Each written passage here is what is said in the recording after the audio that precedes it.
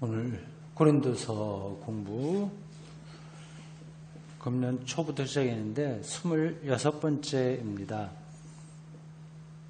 고린도 후서 5장이 되겠습니다.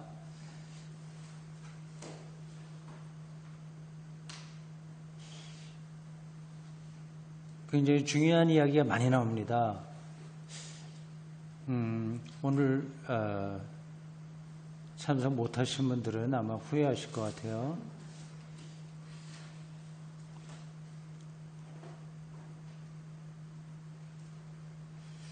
한 절 한 절이 다 중요한데 여러분들이 집에서 읽어보셨을 줄로 압니다. 21절까지 있습니다. 이게 참 대단해요. 바울이 기독교 신앙이 자리를 잡는데 얼마나 큰 역할을 했는지 이런 데서도 우리가 확실하게 알 수 있습니다. 여러분들이 이번 고린도서 공부할 때만이 아니라 다른 때에도 성경을 읽다 보면 이러한 대목을 좀 접했을 겁니다. 근데 그냥 즉 지나가는 거하고 이렇게 정독하는 거, 그리고 또 전문가들의 설명을 통해서 듣는 거, 이건 차이가 많습니다. 우리가 어떤 명작, 렘브란트나 고흐나, 그 외에 미켈란젤로나, 라파엘론가, 그런 사람들의 명화를 보면 멋지죠. 또 느껴지는 게 있습니다. 그러나 그거를 전문가의 설명을 듣는 거하고 그냥 자기가 보는 거하고 큰 차이가 있어요. 저도 전문가에게 많이 도움을 받습니다. 오늘 그래서 이걸 여러 번 저도 집에서 읽었고요. 어저께서부터 계속 읽었고, 또 주석도 읽고 했습니다. 그리고 요 5장에 나와 있는 걸로 제가 설교도 여러 번 했을 겁니다. 평생 동안 설교를 했으니까 이게 쭉 돌아가다 보면 이거 비슷한 거 여러 번 하거든요. 그 때마다 할 때마다 느낌이 달라요. 참 이게 명작, 그 소설도 그렇고 고전의 권위가 있는 것들은 그런 깊이가 있는 겁니다. 그 읽는 사람, 듣는 사람, 그리고 보는 사람의 깊이에 따라서 더 많은 거를 우리들에게 전하고 있어요. 고린도 후서 5장, 그렇습니다. 기대를 하십시오.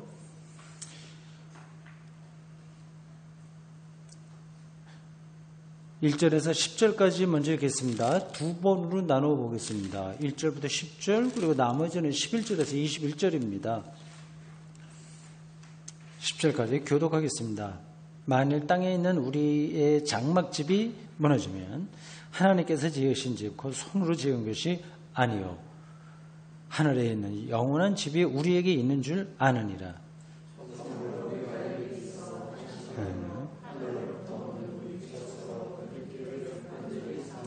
이렇게 입으면 우리가 벗은 자들로 발견되지 않으려 함이라. 당신은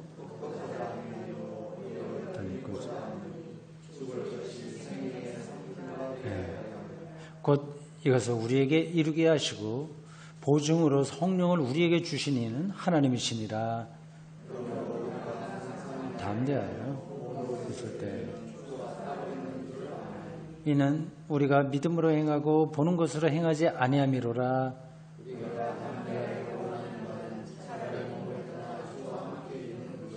그런즉 우리는 몸으로 있든지 떠나든지 주를 기쁘시게 하는 자가 되기를 힘쓰노라.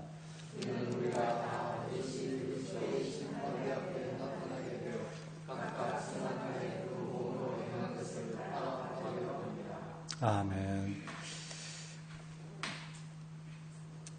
앞부분에 장막집이 무너진다, 이게 죽는다는 건 일단 눈에 들어옵니다. 기독교 신앙은 이 죽음을 늘 염두에 두고 있습니다. 인간이 죽으니까 허무하다, 그 뜻이 아니라 그 죽음을 붙들지 않으면 삶도 이해가 되지 않기 때문에 그렇습니다.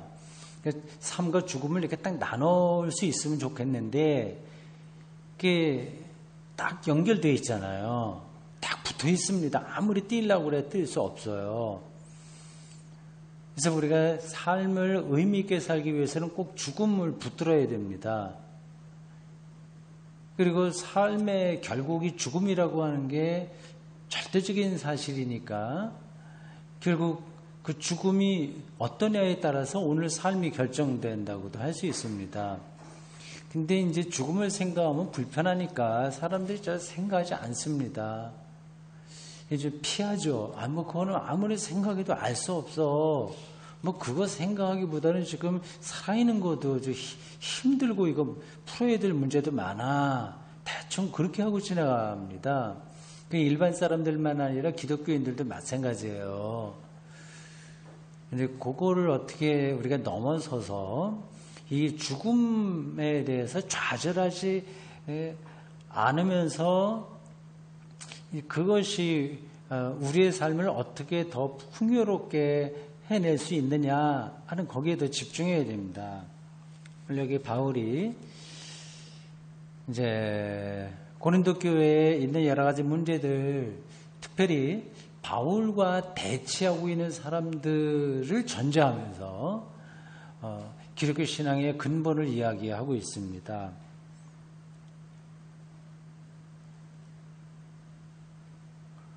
1절 후반절에서 이렇게 이야기합니다. 하늘에 있는 영원한 집이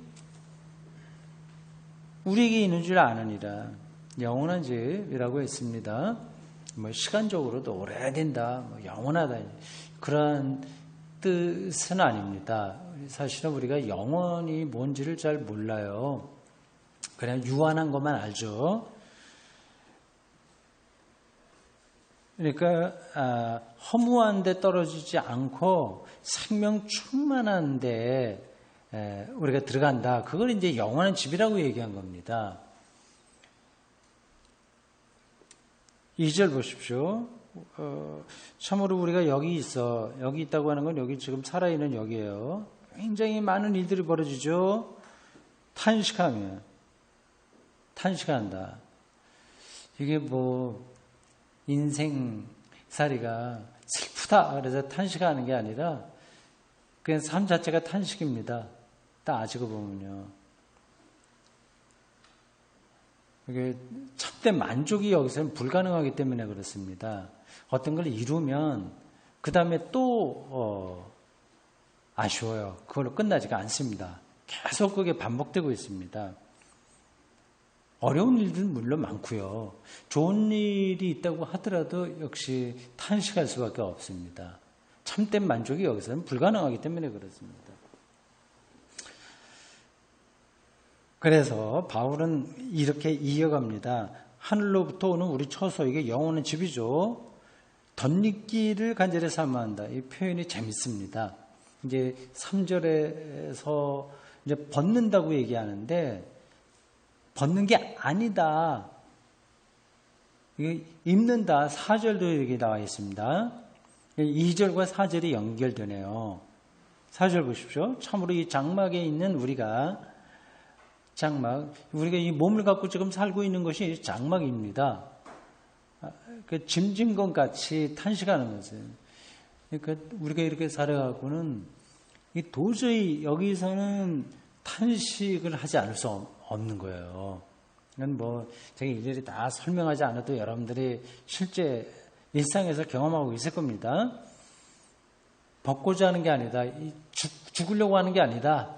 이게 지금 이거를 다 이제 벗는다고 하는 것이 여기는 표현이 옷을 입는다, 벗는다 그렇게 표현되어 있지만 이 육체에서 빨리 벗어나야지. 그런데 내 영혼이 구원받아야지. 그런 뜻이 아닙니다. 이게 그렇게 벗고자 하는 게 아니다. 대신 뭐라고 그래요? 덧입는다고 얘기하고 있어요. 표현이 재밌죠? 우리는 보통 벗어난다. 우리 육신은 이렇게 악하고 유한하니까 이걸 벗어나갖고, 영혼만 이렇게 아름다운 데 가서 구원받아야지. 이렇게 생각을 하는데, 기독교 신앙에서는 이 육체와 영혼이 이원론적으로 분리되지가 않습니다. 그럼 뭐야? 인간이 죽으면 육체가 썩는 게 분명한데, 거기서 이제 육체는 썩지만 영혼만, 영혼에 사는 거 아니냐? 우리가 직관적으로 보면 그렇습니다. 근데 기독교 신앙, 그리고 구약부터 쭉 내려오는 데서 성서가 이야기하는 인간은 영육 이원론으로 절대 갈라지지 않습니다. 그러니까 갈라진데 그 철학은 이제 플라톤 철학이에요. 이게 참 어렵습니다. 그게 비슷비슷해 보이니까요. 이게 뭐 그런 정도로 여러분 생각을 하시고, 그래서 바울이 여기서도 내 육체를 빨리 벗어버려야지. 아프기 병들고 아무리 먹어도 이게 만족이 없고 여러 가지 면에서, 그러니까 여기서 빨리 벗어나서 영혼만 구원받아야지가 아니라 육체와 영혼이 결합되어 있는 인간에게 덧입혀지기를 바란다고 표현했어요. 참 이게 어떤 건지는 우리가 잘 모릅니다. 이건 메타포로 이렇게 이제 옷을 덧입듯이 입는 거예요. 그게 뭔지는 제가 지금 설명하기 힘든데, 설명을 할 수 있긴 있습니다. 나름대로 생각하는 거를. 이걸 다 끊어서 이거 다 말하기 좀 힘들어요. 그건 저만이 아니라 성서 기자들도 다 그렇게 힘들어 했습니다. 아무리 기도 많이 하고 하더라도 죽음의 상태가 어떠냐 하는 거를 아는 사람은 없습니다. 기본적으로 없어요. 그래서 이렇게 저렇게 은유적으로 설명하는 겁니다. 그럼 뭐 확실하게 알지 못하고 은유로만 설명하면 성경이 진짜가 아니네. 그거 아니에요. 그래서 근원적인 것은 포착을 해요. 영성가들이, 신학자들과. 그걸 아는데 그걸 말로 표현할 수 없는 겁니다. 언어로. 그래서 은유를 얘기하는 거예요. 그래서 덧입는다고 하는 게 이 옷처럼 덧입는 거로 얘기하고 있거든요. 그건 은유예요, 은유. 그러니까 하나님의 생명이 우리에게 온다, 이제 그런 느낌을 갖고 말하는데 다른 걸로 설명할 수 없으니까 옷을 덧입는다, 이렇게 얘기하고 있습니다. 바울이 다른 데서는 또 죽음을 어떻게 이야기하느냐 하면 잠잔다, 이렇게 얘기하고 있습니다.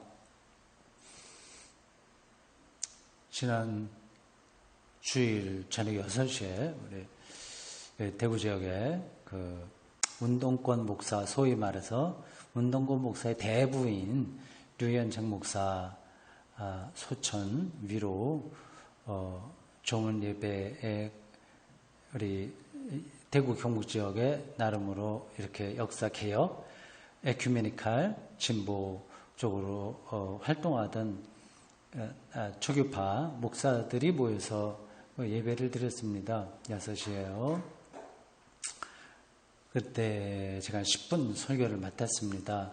그 봉산 성결교회가 제가 한 1년쯤 있었던 교회고요. 전도사로. 우리 이제 집사람, 모교회이고, 그리고 성결교회이기 때문에 이 에큐메니칼 이 지역에서 성결교회 목사들은 거의 없습니다. 고신도 거의 없고, 통합이 주로 많고, 기장, 요 정도고, 합동 이런 데는 물론 없고요.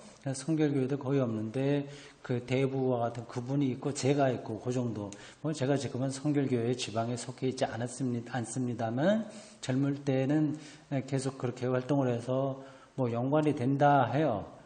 제가 설교를 맡아서 갔습니다. 그때 이제 데살로니가 전서 4장 13절 이하에 나오는 그 이야기를 본문을 해서 설교를 했습니다. 이 바울이 이 데살로니가 교회의 문제, 이걸 지금 연관되기 때문에 드리는 거예요. 죽음에 대한 것을 지금 고린도 교회에도 지금 말하고 있지 않습니까? 같은 바울이 쓰고 있는 편지입니다.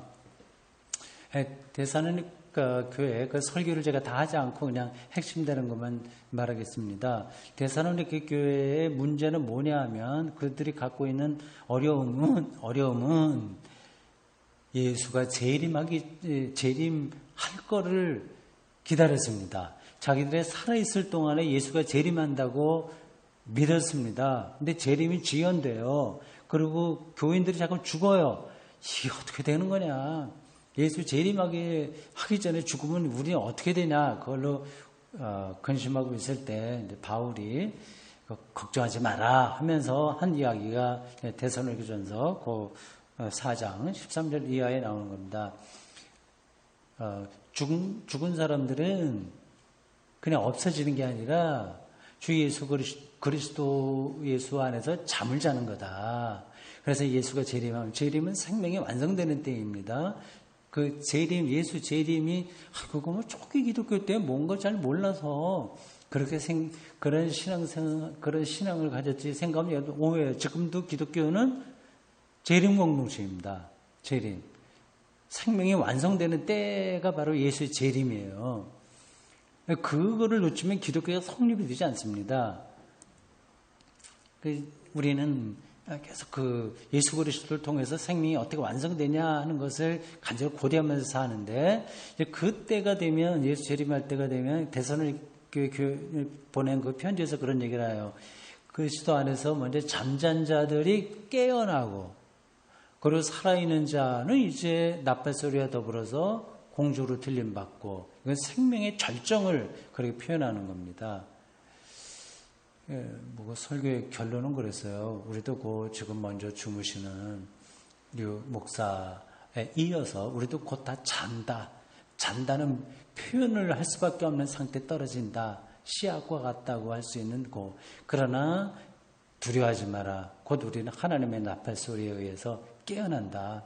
생명이 폭발되는, 발현되는 그런 순간에 우리가 깨어난다. 그랬습니다. 그것도 좀 은유적으로 설명한 건데, 바울이 오늘 여기 본문에서는 덧입는다 그렇게 표현하고, 데살로니가 교회에 보낸 편지에서는 나팔소리에서 잠에서 깬다 이렇게 표현했어요. 은유로 말할 수밖에 없는 거죠.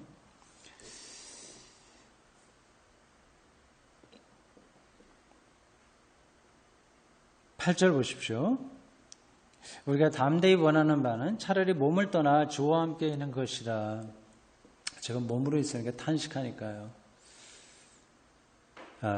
나이가 들면서 좋은 점은 제가 종종 얘기했습니다만, 이제 대충 살 만큼 살았고 대충 인생이 어떤 건지 아니까 이제 떠나도 아쉬운 게 없는 그런 거거든요. 이제 아주 뛰어난 사람들, 영적으로 뛰어난 사람들은 그걸 젊었을 때 이미 깨닫습니다. 이 바울도 여기서 그런 얘기를 하는 거예요. 차라리 지금 몸을 떠나 주와 함께 있는 게 낫다. 지금 죽어도 된다는 그러는 겁니다. 앞에서 제가 기독교 신앙은 죽음을 늘 붙들어야 된다고 하는데, 이거는 비관주의가 절대 아닙니다. 그리고 죽음 미학, 미학이요, 미학.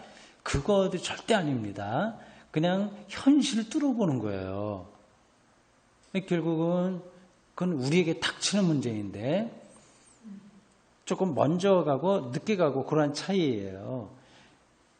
근데 지금 우리가 몸을 갖고 이 세상을 살아야 되니까 얼마나 짐이 많아요. 다 짐입니다. 목사 생활도 짐이고, 어떻게 보면 뭐 자녀들 교육이나 하여튼 사람들과의 관계도 짐이에요. 사실은 사람들과 교인들 사이에서 관계도 다 짐입니다. 어떤 점에서는 늘 그게 좋은 것만이 아니거든요. 그리고 거기서 뭐 서로 이제 실망도 하고 이렇게 하다 보면 그렇습니다. 근데 가능한 대로 괜찮은 공동체, 아니면 괜찮은 친구 사이, 괜찮은 가족 관계에서도 근본적으로 보면 다 그게 짐이기 때문에 이제 떠날 때가 됐다. 아주 가벼운 마음으로, 표현이 적당하진 않은데 차라리 그렇게 하기를 바라는데, 바울이 지금 그 얘기를 하는 겁니다. 9절, 그런즉 우리는 몸으로 있든지 떠나든지 주를 기쁘시게 하는 자가 되기를 힘쓴다. 참 놀라운 신앙 고백이에요. 자기의 어떤 삶의 목표를 달성하는 것을 지금 자기 인생의 목표로 삼지 않고요. 내가 지금 몸으로 있든지 떠나든지 살든지 죽든지 주를 기쁘시게 하는 자가 되기를 힘쓴다. 아시겠죠? 이건 뭐 많이 들은 이야기예요. 근데 잘 되지는 않습니다. 이게 신앙, 기독교 영성의 절정의 고수죠. 고수, 신앙의 고수에게서 가능한 영적인 상태입니다. 그러니까 자기에게 유익이 되냐 아니냐 그건 넘어가는 거예요. 근데 바울이 그렇다고 해서 이것도 좋고 저것도 좋고 물에 물 탄 듯 술에 술 탄 듯 그렇게 한 사람이 아닙니다. 이제 그는 또렷한 어떤 방향성이 있었습니다. 그래서 싸울 때는 격하게 싸웠어요.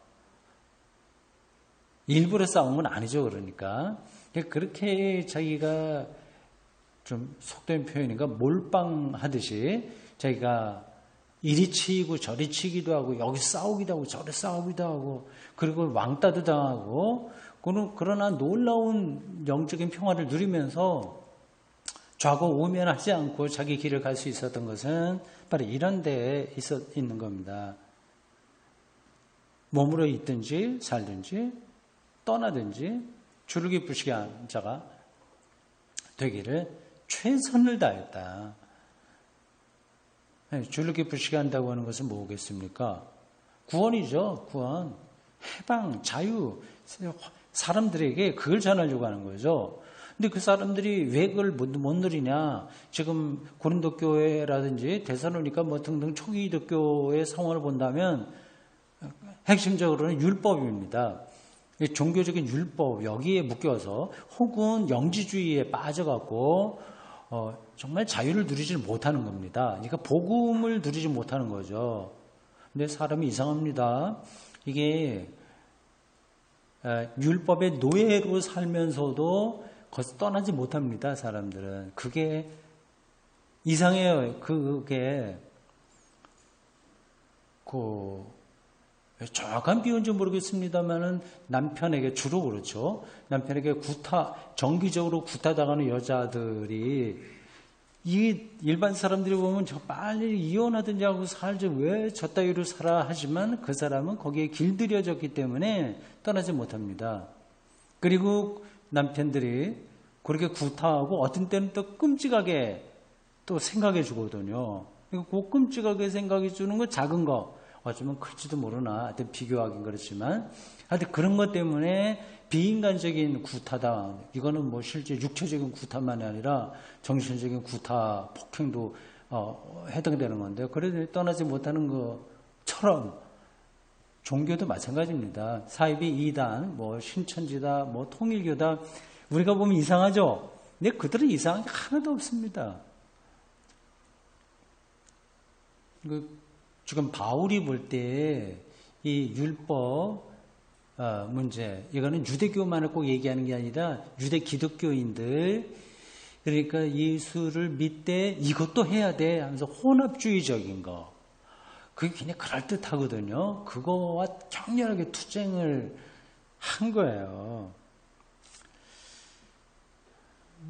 그래서 그래서 바울이 이제 그러한 투명한 영적인 시각이 없었다면 이렇게 힘들게 살지 않았습니다. 적당하게 그냥 이렇게 존경받고 살을 수도 있었어요.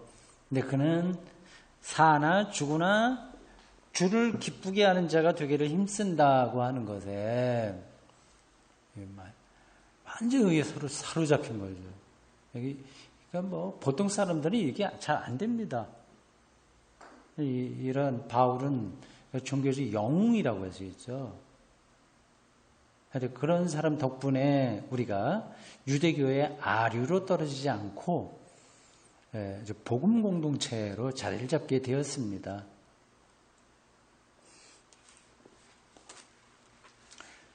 자, 다음 11절부터 21절까지 교독합시다. 마지막 절은 같이 읽겠습니다.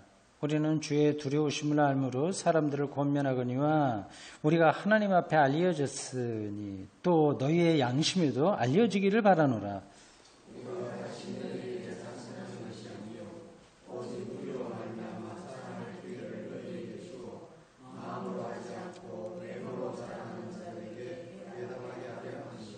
우리가 만일 미쳤어도 하나님을 위한 것이요 정신에 온전하여도 너희를 위한 것이니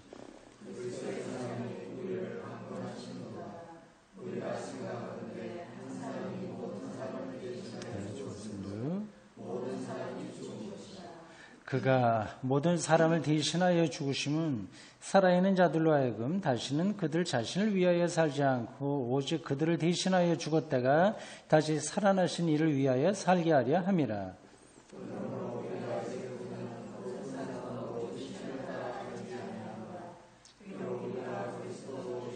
따라하였으나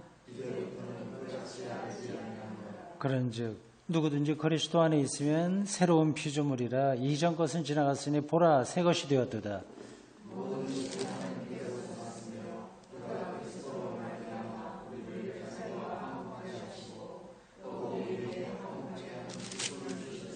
곧 하나님께서 그리스도 안에 계시사 세상을 자기와 화목하게 하시며 화해라는 뜻이요. 그들의 죄를 그들에게 돌리지 아니하시고 화목하게 하는 말씀을 우리에게 부탁하셨느니라.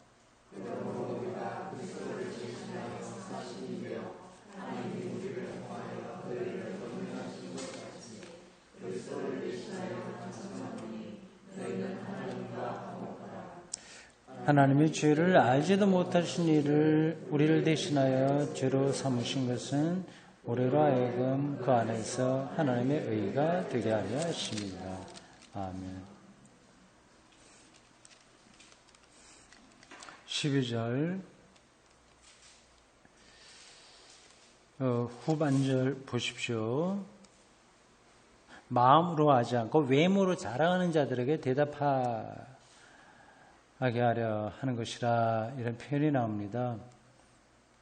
그 외모로 자랑하는 사람들 누군지 아시겠죠?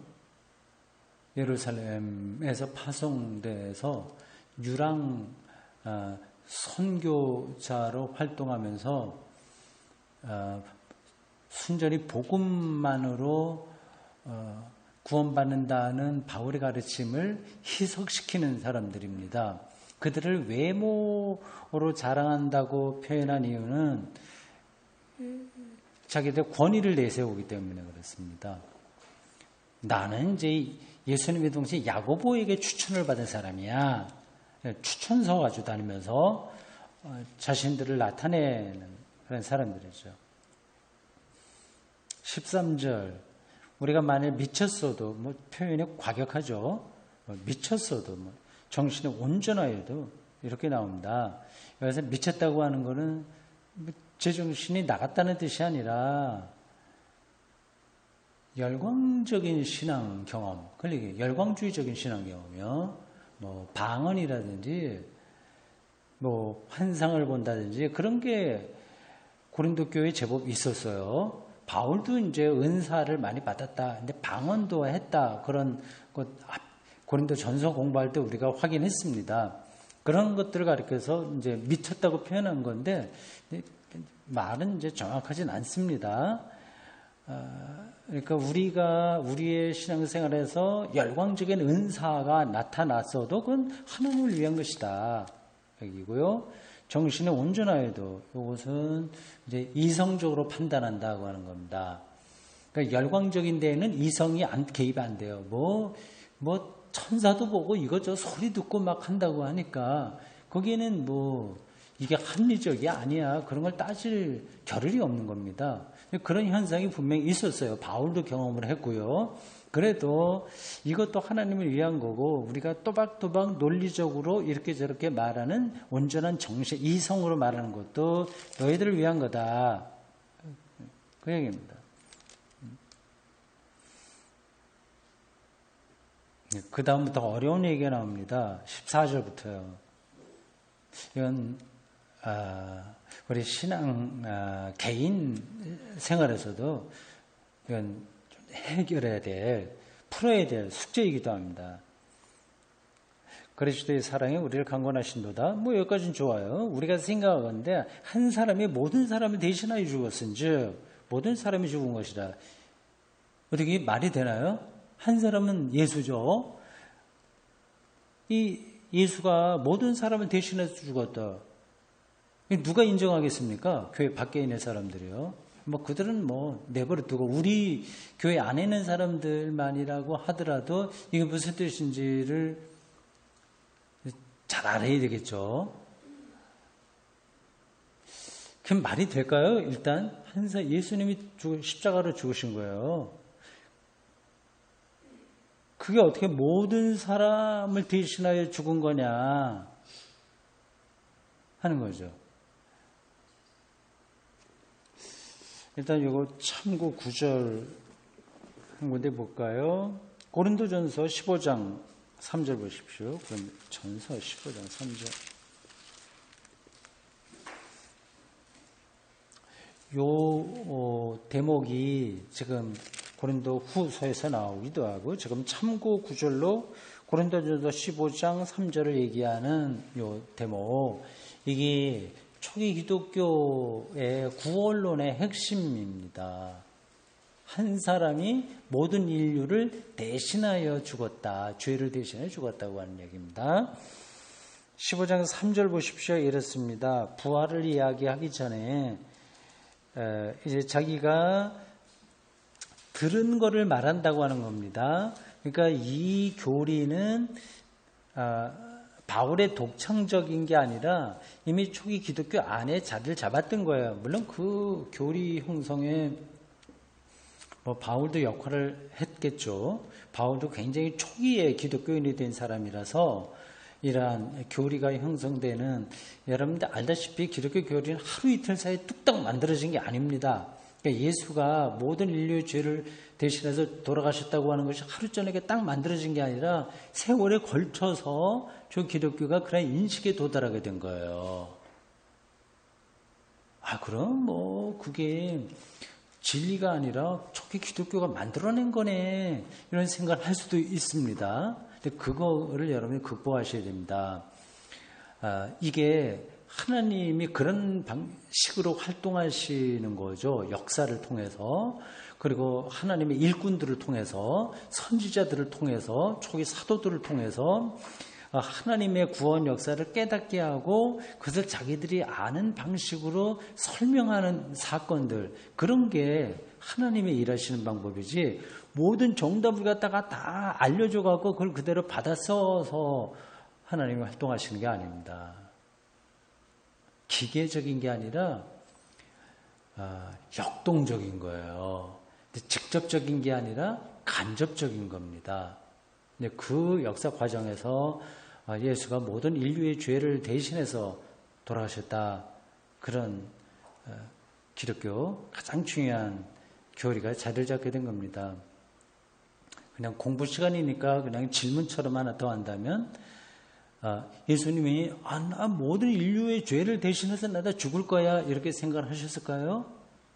안 하셨을까요? 안 하셨다고 보는 게 옳습니다. 그 맞습니다.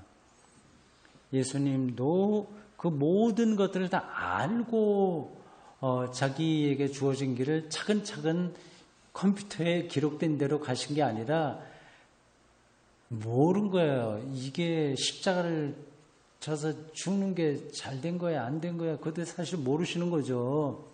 그거는 복음서에도 이미 나오고 있죠.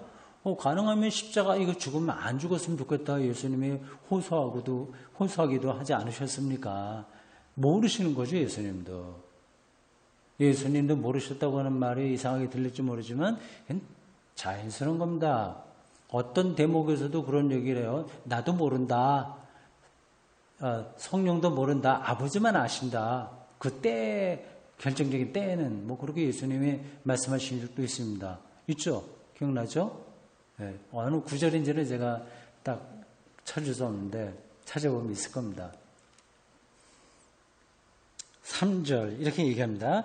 내가 받은 것을 먼저 너희에게 전하였노니, 받은 것이 바로 교회 안에 형성되던 교리예요. 그걸 이제 내가 얘기해. 내 생각을 내가 독창적으로 얘기하는 게 아니라 이미 교회 안에서 내가 들은 거를 말한다 하면서 이렇게 말합니다. 이는 성경대로 그리스도께서, 여기서 성경대로는 어떤 성경이죠? 구약이죠, 당연히. 당시에는 여러분들 알다시피 아직 구약이 경전이 되어 있지는 않았어요. 그러나 중요한 성경들은 이미 유대교 안에서 성경으로 권위를 확보하고 있었습니다. 그래서 성경대로 그리스도께서 그 구약 성경을 유대인들은 다르게 해석하고 저희 기독교인들은 또 다르게 해석해서 예수의 죽음은 그 성경대로 된 거다 이렇게 한 겁니다. 그러니까 결국 이러한 논쟁들, 진리 논쟁, 기독교 신앙과 관계된 것들은 다 성서 해석의 문제예요. 어떻게 해석하느냐에 따라서 이게 같이 갈 수도 있고 이제 떨어질 수도 있습니다. 통일교 같은 데는 이제 영 엉뚱하게 나가게 다르게 해석한 거고요. 신천지에 대해서는 잘 모릅니다. 근데 하여튼 그런 것 같아요. 조금씩 들은 걸로만 본다면 여호와의 증인 같은 데는 그렇게 많이 옆으로 가지는 않았어요. 그래도 하여튼 구약 성경을 거의 문자대로 따르려고 하니까 거기서 벌어지는 문제들이 있고요. 그 외에도 여러 교파들 사이의 핵심은 성경 해석의 문제입니다.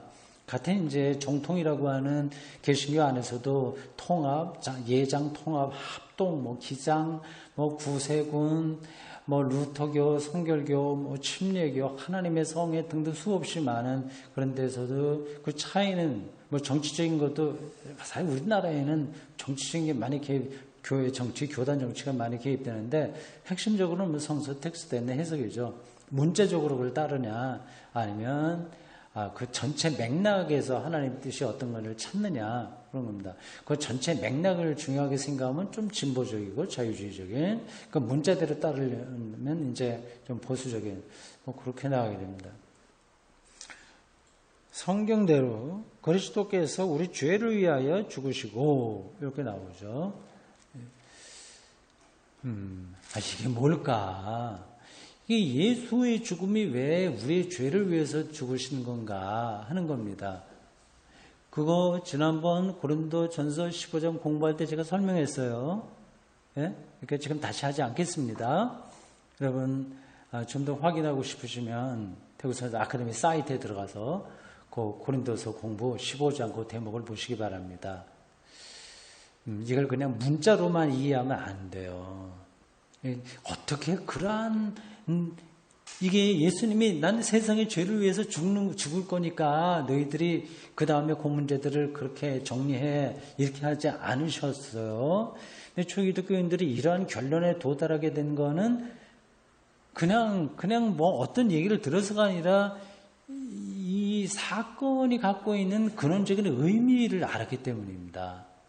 예수의 운명이 왜 인류 전체의 죄를 대신한 죽음이냐고 하는 겁니다.